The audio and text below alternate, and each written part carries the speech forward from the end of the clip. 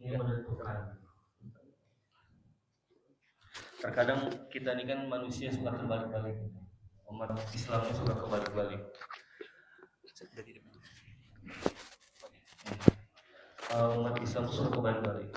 Awal tarawih semangat sekali, penuh, ini sampai keluar. Padahal rahasia di balik Ramadan itu hadiah besar dari Allah tuh ada di akhir-akhir. Kita lihat tuh, masya Allah, sudah mulai sepi gitu, udah mulai sibuk nyari baju lebaran gitu kan. Tapi saya semalam tuh sholat di tarawih di Masjid As-Sabirin depan Polres Pontianak. Itu tuh rame, nggak cukup, itu rame terus, gitu kan, rame terus. Dan senang gitu melihat di akhir-akhir Ramadan, karena para jamaah sekalian, kita tuh terkadang tuh kita beribadah karena iman. Iman tuh kan hal yang tidak nampak, tapi Allah tuh sudah kasih bocoran.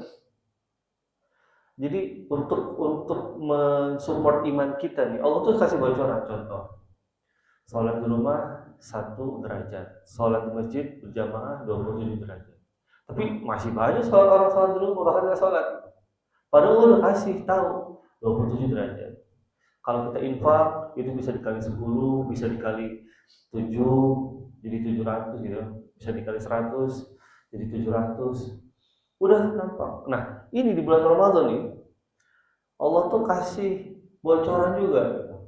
Kata baginda Rasulullah, taharraw fi fil ashril awakhir min Ramadan. Taharraw lailatul qadar fil ashril akhir min Ramadan. Ini Rasulullah, dan ini hadisnya Bukhari. Ya, jadi kata baginda Rasulullah, carilah, disuruh dicari ya Bang. Carilah malam Lailatul Qadar yang mana itu ada di 10 hari akhir. Nah, suruh dicari. Jadi inilah tadi saya bilang, al-a'malu bi khawatimha. Pekerjaan, perkara, urusan, ya, ibadah itu sampai dengan penuntasan akhirnya. Itu nah, maka ini mumpung kalau Muhammadiyah 23 sekarang kan, kalau NU 22. Nah, sebenarnya lebih senang lagi gitu Ramadan tahun ini. Jadi misteri, apakah nanti Jibril turun tuh bersamaan dengan hitungan Muhammadiyah gitu kan, atau dengan NU. Nah itulah, jadi nggak usah mempermasalahkan. Bahkan kan ada pergantian pemain kan. Sekarang NU lagi pada tidur gitu kan, istirahat buat persiapan malam. Muhammadiyah udah selesai gitu. Nah, maka para jamaah sekalian, itu udah dikasih bocoran sama baginda Rasulullah. Nah, maka tinggal kembali ke diri kita. Ini bocoran ini nggak ada di umat-umat yang lain. Rasulullah tuh ngasih bocoran ya hanya untuk umatnya. Cari kan di sebuah hari terakhir.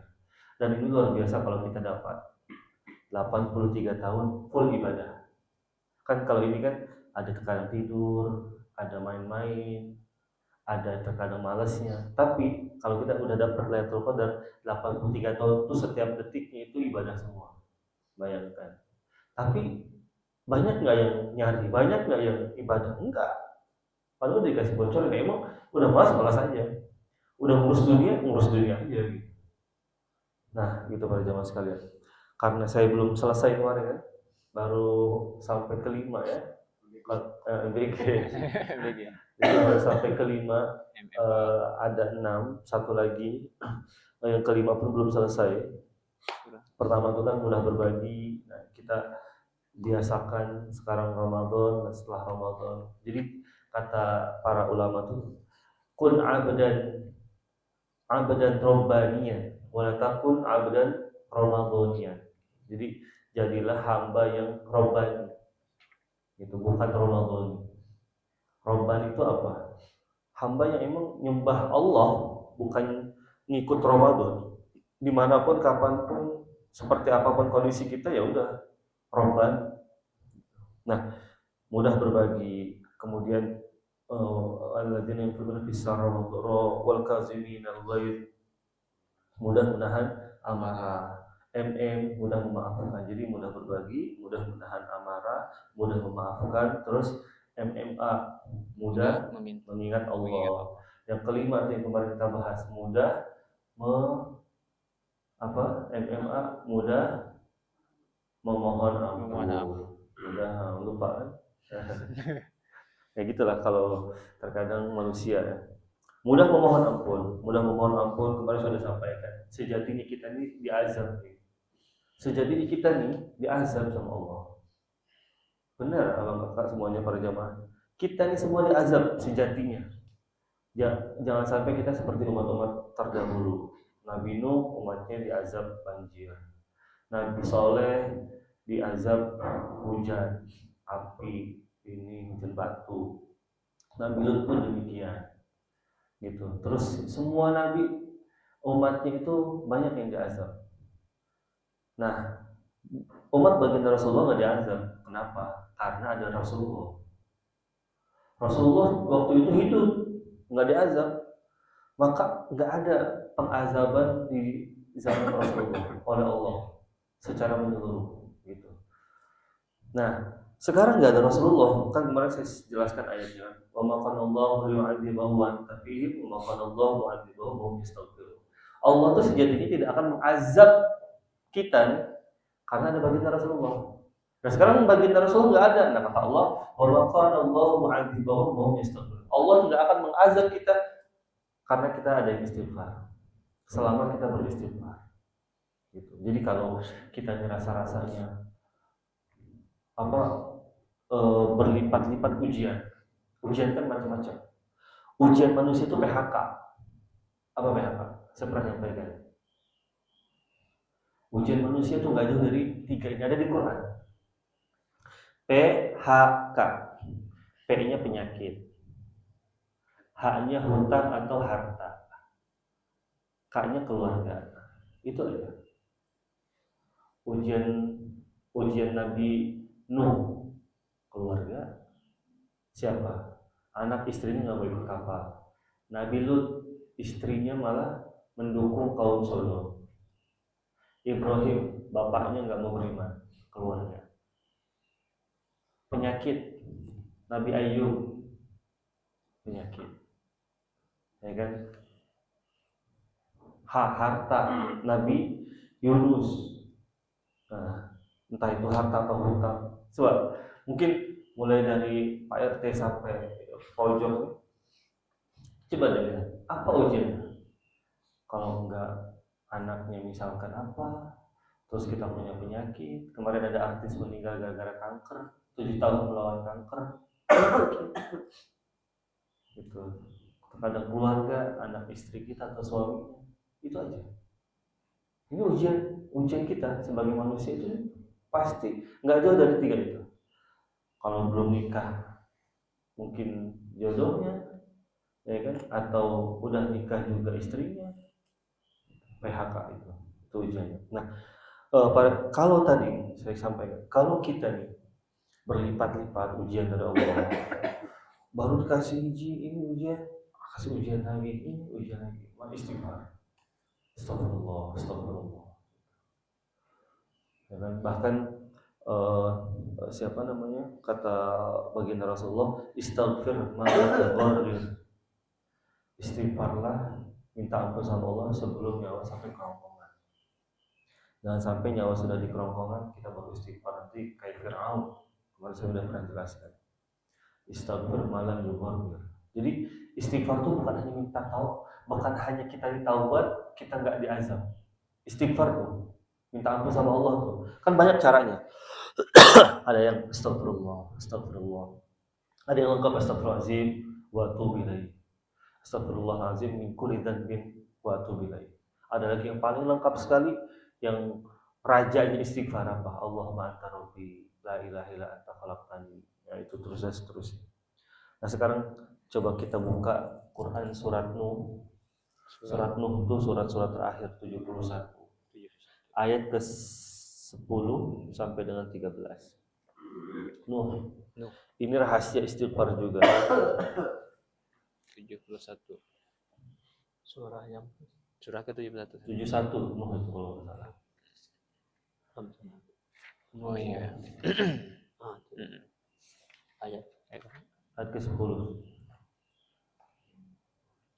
Artinya, Artinya saja. Bismillahirrahmanirrahim. Maka aku berkata kepada mereka, mohonlah ampunan kepada Tuhanmu, sungguh Dia Maha Pengampun. Oke.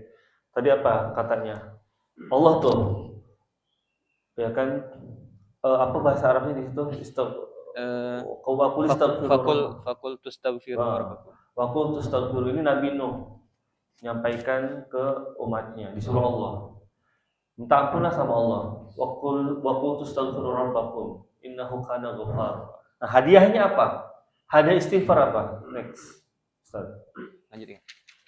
Yang ayat selanjutnya. Niscaya Dia akan menurunkan hujan yang lebat dari langit kepadamu. Jadi kalau kita kemarau, kalau kita lagi pembakaran hutan, pembakaran lahan, ya kan nggak pernah hujan tuh, istighfar. Ini sebenarnya kalau diartikan secara harfiah, hujan turun lebat. Tapi sebenarnya itu bukan hanya hujan turun lebat, tapi itu rezeki dari Allah. Kan hujan itu tanda apa sih? Rahmat Allah. Hujan itu tanda apa? Rezeki. Gitu kan?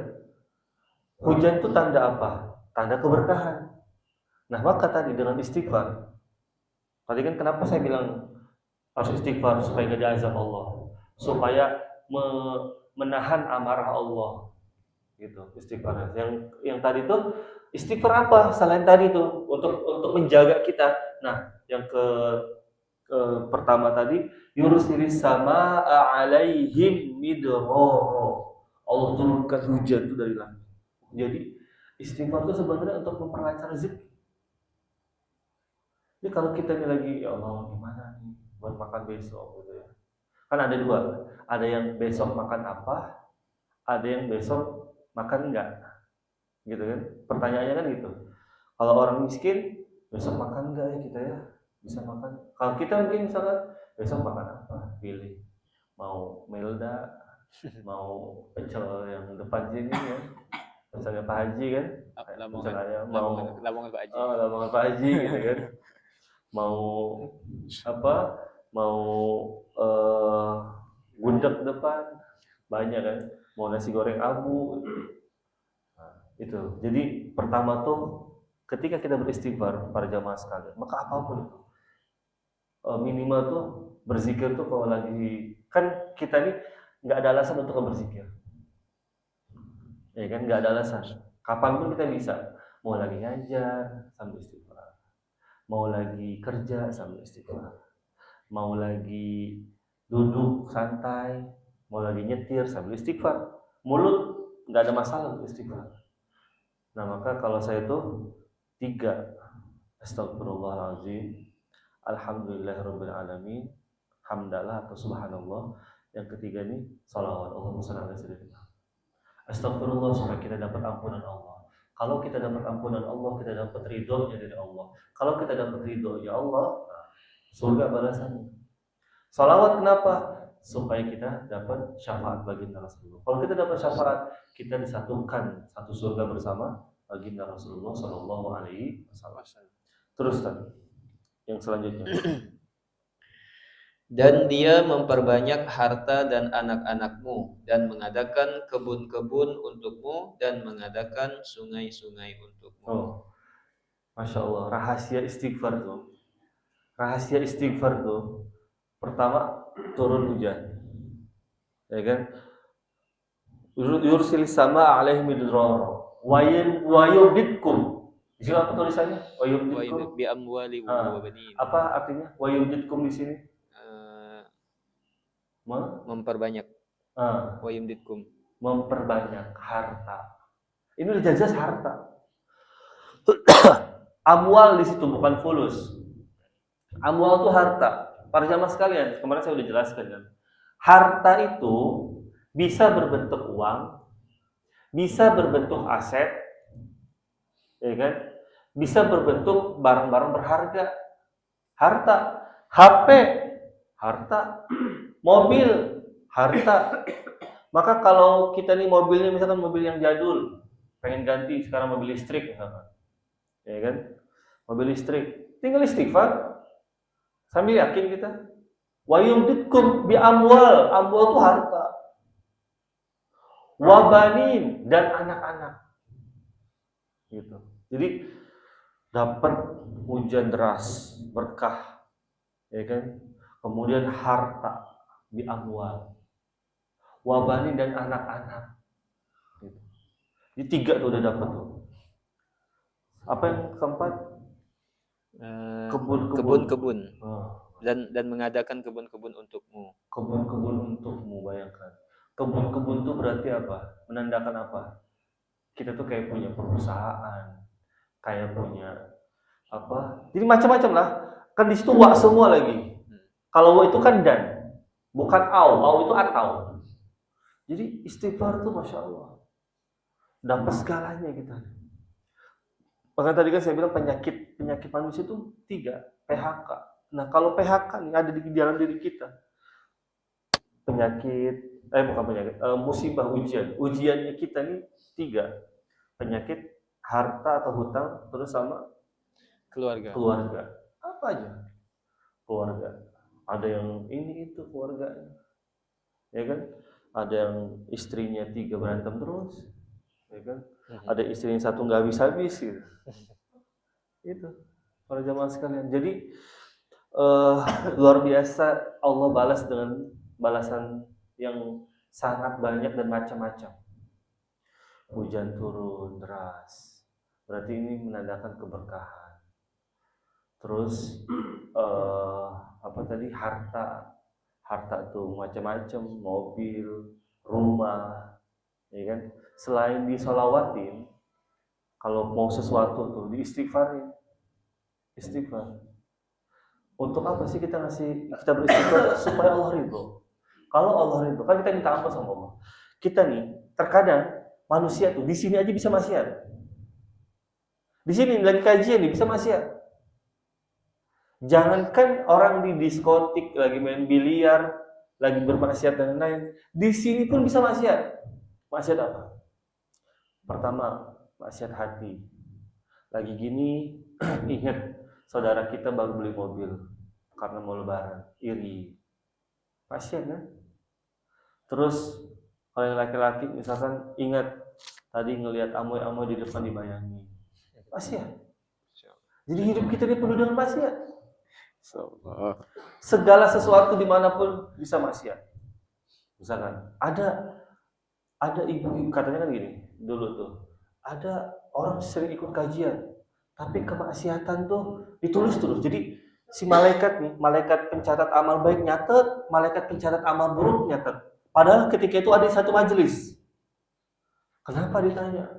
Iya katanya, ini sebelum hijrah itu auratnya kemana-mana, pakai baju you can see, paha kemana-mana, ini kan body goalsnya kemana-mana.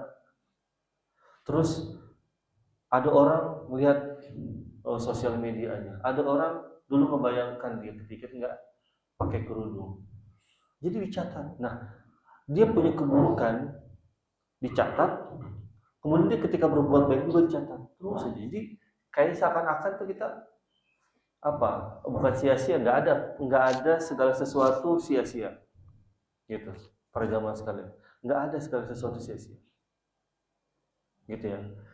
Nah ini terus apa lagi Ustaz? Sungai-sungai dan mengadakan sungai-sungai untukmu. Nah, bayangkan ya, hujan, harta, anak keturunan, kebun, sungai, lengkap nggak itu? Itu semuanya ada di surga. Selain di dunia, kan di surga itu di Quran biasanya digambarkan dengan sungai-sungai. Jannatu adnin tajri min tahtil anhar. Biasanya tuh surga tuh gitu, bukan mall gitu ya. Maka saya tuh sempat nanya ke guru saya, Ustadz, saya bilang, kenapa ya saya kalau baca ayat surga tuh pasti di situ digambarkannya apa, sungai. Ya karena emang sungai itu menandakan rezeki. Ada apanya? Ada airnya, ada tumbuhannya sekitarnya kan, ada ikannya, sungainya seger lagi. Kalau di sini ada di beberapa tempat, tapi kalau kita ke Jawa Barat, air ngalir tuh, mata air tuh bisa minum langsung. Itu di dunia, bayang nggak kalau di surga? Ya kan, tadi kebun udah dikasih kebun, tinggal milih aja nih kita yang mana dapat nih dengan istighfarnya, dengan minta ampun tadi. Kebun dapat, terus yang terakhir tuh sungai. Terus mengapa kamu tidak takut akan kebesaran Allah? Dan sungguh Dia telah menciptakan kamu dalam beberapa tingkatan kejadian. Tidakkah kamu memperhatikan bagaimana Allah telah menciptakan 7 langit berlapis-lapis? Jadi, yang intinya itu yang ayat tadi kita baca sebelumnya. Ketika kita beristighfar, wa qul tastaghfiru rabbakum innahu kana ghaffara yursilis samaa 'alaikum midrara wa yumdidkum bi amwalin wa banin wa yaj'al lakum anhara jannatin wa yaj'al lakum anhar. Masyaallah, jannat sama anhar. Itu rahasia. Makanya tadi saya bilang, kenapa kita harus puasa? Supaya kita jadi orang bertakwa. Bagaimana ciri-ciri orang bertakwa supaya disebutkan Allah supaya ini masuk dalam kriteria takwa yang dijanjikan surga? Pertama, mudah berbagi, kemudian mudah menahan amarah, mudah memaafkan, mudah mengingat Allah, mudah memohon ampun. Baru 5 ini saya bahas, gitu. Nah, mudah memohon ampun. Kapan waktu terbaik memohon ampun? Nah, saya sampaikan di bulan Ramadan ini bulannya ampunan. Kita nih kayak dibakar. Kan saya udah jelaskan di awal tuh. Ramadan tuh artinya panas, bakar. Kayak besi karat dibakar, runtuh karat-karatnya. Nah, 11 bulan udah bermaksiat. Ya kan? Ada di sini 11 bulan bermaksiat. Langsung kita angkat jadi nabi kayaknya. Gitu kan? 11 bulan kita bermaksiat. Banyak ini bicara kotor, banyak hati dengki, banyak kemaksiatan kayaknya lengkap dah dari kepala ini sampai ke kaki ini kita pernah bermaksiat selama 11 bulan. Ya, mungkin saya lebih banyak maksiatnya daripada para jamaah sekalian. Nah, saatnya sekarang membakar maksiat kita dengan apa? Dengan amal soleh. Gitu, cuma 30 hari. Tapi orang banyak menyanyiakan apa? Nggak percaya, nggak mau. Ada 2, nggak percaya sama nggak mau. Nggak percaya dia. Suruh nyari Lailatul Qadar sekarang nggak percaya, nggak mau dia. Kamu udah urusannya dunia udah malas, gitu. Nah, para jamaah sekalian, ini waktu. Terus kapan di bulan puasa ini waktu terbaik? Segala waktu dari 24 jam full. Apalagi, nah ini kan lagi itikaf nih. Kan kemarin saya udah jelaskan. Kata Allah di dalam Al-Quran, waktu terbaik beristighfar tuh wabil asharihum yastaghfirun. Di waktu sahur kita beristighfar. Jadi kalau nih kan misalkan kita qiyamul lail, tadi saya nggak itikaf di sini, ada di Muzalah tadi. Nah, kita qiyamul lail. Maka kalau bisa jangan sholatnya jam 3. Itu udah mepet sekali jam 3 tuh. Habis sholat doanya belum dapat banyak, zikirnya belum dapat banyak. Kalau bisa misalkan 2:30. Kalau misalkan itu malam ganjil. Sholat kan misalkan 40 menit. Kalau saya itu kan kemarin baca 1 lembar tuh 10 menit. 40 menit. Imam tadi kemarin tuh 40 menit. Jadi masih ada waktu untuk apa? Untuk istighfar. Karena istighfar terbaik wabil asharihum yastaghfirun. Kalau sekarang ini kan udah banyak yang bangun nih. Sekarang kan orang istilahnya udah susah antara membedakan. Tapi waktu terbaik tuh, kenapa waktu sahur? Orang belum bangun, masih sepi, kita ini masih bisa sambil nangis, bisa sambil mohon-mohon sama Allah, bisa sambil merendahkan diri, merendahkan hati, gitu. Nah itu para jamaah sekalian. Jadi yuk kita sama-sama ya mengaplikasikan atau mengimplementasikan 5 dulu nih, nanti yang terakhir besok insya Allah saya jelaskan lagi ya. Yang terakhir, jadi mudah-mudahan kita nih bisa terus istiqomah ya. Sekarang udah hari ke-22 dan udah jelas dibocorkannya. Selain tadi 10 hari terakhir di malam ganjil. Cuma sekarang bingung malam ganjil yang mana. Jadi nggak usah nyari malam ganjil, genap. Kalau ganjil menurut kita lebih semangat, genap juga semangat, gitu aja. Gitu. Ya, karena umur kita maksimal cuma kayak umur baginda Rasulullah 63 tahun, terbatas sekali. Nah, gimana caranya kita pengen umur kita banyak ibadahnya, dapatlah Lailatul Qadar. Gitu. Jadi dalam hadis itu gini, barang siapa yang sholat isya, maka dia seakan-akan sholat setengah malam. Barang siapa yang sholat isya berjamaah, maka dia seakan-akan sholat satu malam penuh. Nah, kata baginda Rasulullah, barang siapa, ini khusus di bulan Ramadan, ya kan?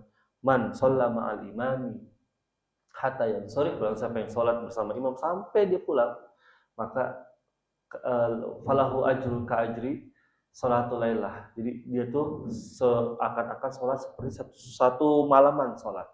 Bayangkan, kalau satu malaman sholat berarti kan hitungnya dari jam 7 malam sampai jam 4. 7, 8, 9, 10, 11, 12, 1, 2, 3, 4. 9 jam full beribadah.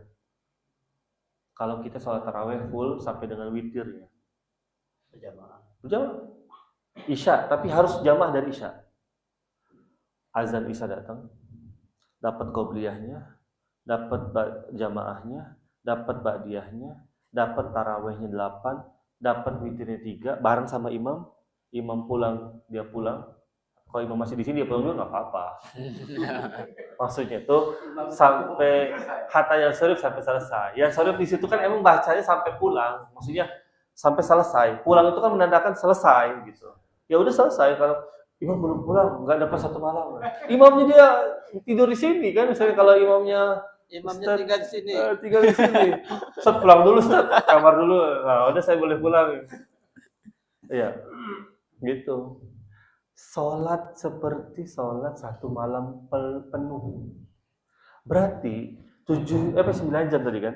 9 jam itu kita isi sholat terus setiap detik. Hebat nggak Islam? Hebat. Itu udah dijanjikan, udah disampaikan Rasulullah, dan itu udah dijanjikan Allah. Cuma kita banyak yang sholat. Apa banyak yang enggak? Kalau dia cuma sholat isya doang masih mending. Masalahnya sholat isya enggak, ini enggak. Tapi bukan urusan kita, karena kita ditanya atas apa yang kita lakukan. Ustadz nih ditanya apa yang Ustadz lakukan, bukan yang saya lakukan, itu urusan saya. Jadi nggak usah uruskan orang lain, biarkan. Kita fokus tadi al-a'malu bi khawatimiha sampai penyempurnaan, gitu.